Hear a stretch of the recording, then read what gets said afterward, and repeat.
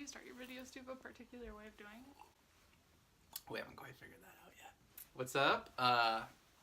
Today I'm here with Tessa, my girlfriend. We're currently long distance, and we've been long distance before. Tessa was in Chicago, and I was in New York, and then Tessa moved to New York. Then we moved to Brooklyn together, and then she left. Most people hate on long distance so hard, but A, it's not that bad, and B, it actually has like good stuff about it too, I think, that like people don't really talk about. I think it mainly depends on the relationship too. Like if you're not in a super serious relationship, it's obviously going to be far more difficult. Sketchy. Yeah. But even now, in comparison to when we were long distance, when we were like 18, I guess, even that felt way harder than it does now. Like I'm more comfortable with long distance and like our relationship and like being apart. You were working so much, so you could only come for like 2 days. Right. And you would land on a Friday, like afternoon. Right. And then we would you'd be so exhausted because you caught at like 5 a.m. flight. We would nap, and then that was basically it. And then we had Saturday, and then you flew home Sunday. Yeah, flying doesn't make me feel good, first of all. And then having the pressure of like landing and wanting to spend quality time and like make memories, basically, just added to the pressure of, you know. I don't want to take a nap because I want to like soak in all the time that we have. We only have like a day. The main thing that I did that sucked is, like, because we didn't have a lot of money, I would take the mega bus all the way to Chicago, which was, like, 13 hours, and, like, the thing is, like... I can't believe you did that. I would never sacrifice that. I did not do that one. The bus drivers can't be trusted. To cut them a break, they're driving like 18 plus hours sometimes. They'll just randomly decide they need to stop because they get sleepy or they need like coffee or they want to smoke a cigarette or whatever. You like plan on a 13-hour bus ride and it turns into like a 15-hour bus ride easy. Food options are horrible. They stop at like a gas station that has like a Subway attached to it. Ew. He's looking good. He'll show you the way. His name is Jared and he'll lead you to Subway. A multi-millionaire who made his fortune by being a relatable everyman has become one of the most reviled men in America. Former Subway spokesman Jared Fogle now agreeing to plead guilty to shocking charges involving child pornography and underage sex. Yeah. It wasn't really like the in-between parts that were hard, not seeing you in between for like a month or what have you. It was just when you left, it was like, damn. Yeah. Now I have to adjust to this. Everyone, like, in a lot of, like, long-distance advice, people always talk about, like, communication, like, talk about your days and stuff. I think it's pretty overrated. First of all, I think phone call is way better, like... I hate texting. Yeah. In my experience, I prefer chatting, like, every 2 days because... Yeah. I don't know, it's an added, like, stressor when you have to consciously think throughout your day that you need to, like, update someone on something. It interrupts your life, too. Yeah, and then you, like... I don't know, kind of end up describing like all these minute details, which I think is the thing that people say is like important. It makes you feel like you're closer, but for me it's just annoying a little bit. When you are together, you don't feel the need to like do crazy shit. Right. Because you end up spending a lot of money by like going out to eat because you want to like do really nice things when you're finally together, but like just hang. I always find the most value in just like snuggling and watching a movie, honestly.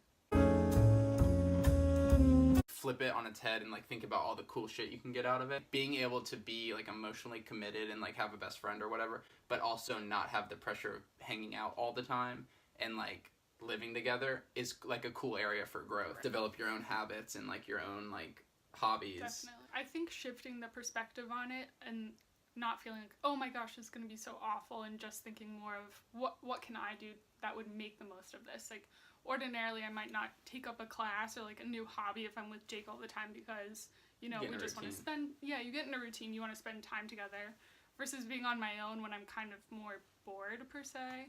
It's nice to like take up something new that maybe you wouldn't have had time before. Or it's kind of something that I've thought about a lot actually in terms of like marriage, like how healthy it is when you do take those like girl trips, like whatever. You gotta have your independent life. Right. Because like you can't like someone who's not an individual. Right. It's like having a friend who their whole personality is just based on being your friend. Right. It doesn't make sense. Like you have to give value to each other. Yeah. I would say too that's definitely easier said than done.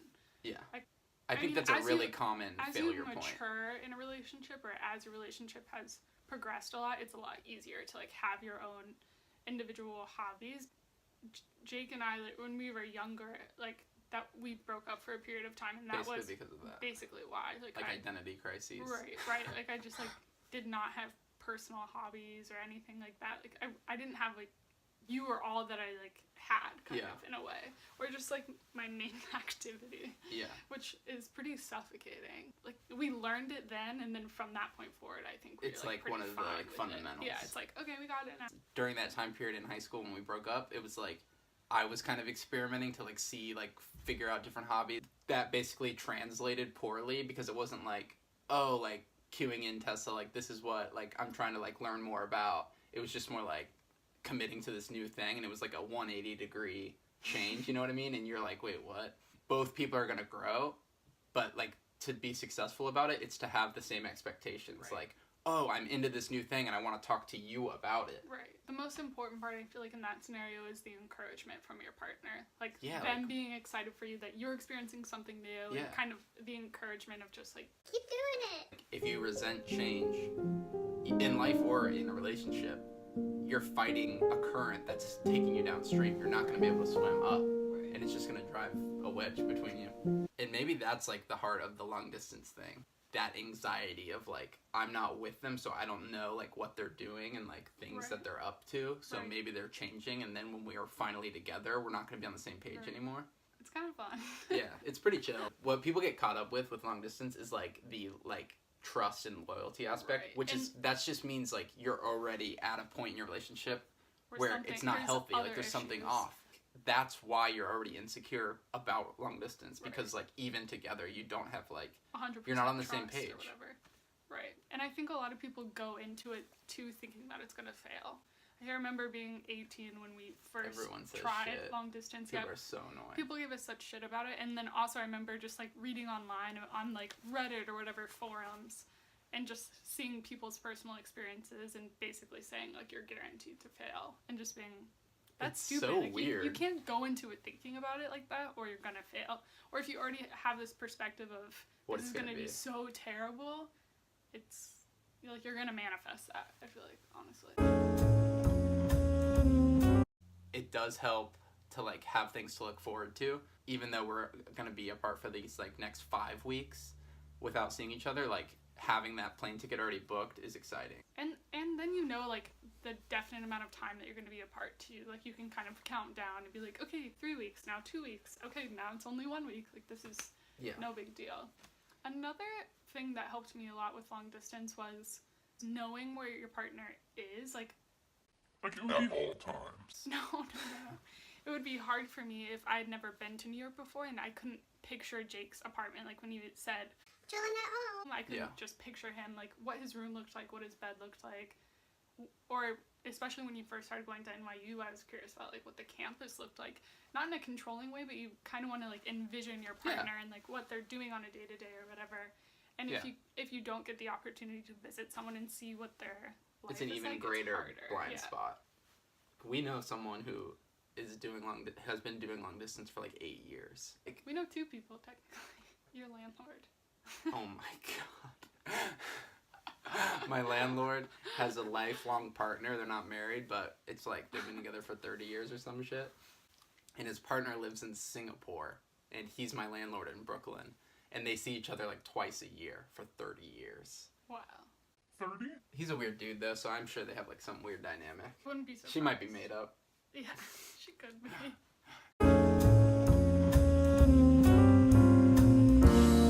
If you're thinking about doing long distance, first of all, if you have like a stable relationship, don't prematurely end a good relationship because you are realizing that you guys are moving apart, because it actually is like, it can actually have the opposite effect of what you're expecting. So like your expected value for that isn't really that informed. So just get some data on it by doing it. Right. And then you'll have that feedback loop and you'll be able to like change up. Because like honestly, it can be a really cool thing. And then I guess my other advice is if you haven't been dating that long, like don't stay somewhere because of someone else. One of my friends / classmates was telling me her friend got a job offer, like a really good job offer right out of school for like $90K a year, mechanical engineering. but he has like a girlfriend, but they've been dating like 8 months, and he's like, I don't want to move. Oh no. And that's like, dude, like, no. don't do that shit. Like, honestly. No. I think my other advice would be setting expectations before you get into it. Like, Yeah, I remember for sure. this time around, like, I remember talking to you and being like, I don't want to call and text every day. Yeah. I just don't. Setting up those expectations of, like, how often you're going to be talking, or, I don't know, what Or would even be like other examples visiting. of, yeah. Or like Tessa, like, we have a freaking dog together. And She's cute. so, like, there's two sides of it. One is it sucks for me being away from my dog, but the bigger chunk is that Tessa's taking care of the dog 24/7. It's a lot of work. And She's it's a puppy. all those things, like, just have a very firm understanding of where you're at. Right. And, like, That's why I make you pay for dog food. yeah, I pay for the dog food. I don't know, just be normal. Don't be afraid. Alright, that's it. Yeah, seriously. Just, like, be self-aware. If you're in a really good relationship, don't throw it away because you're going to be apart for a little bit. Like, just try it out. Hey, try it out. That's it. Thanks for watching. And we'll see you next time.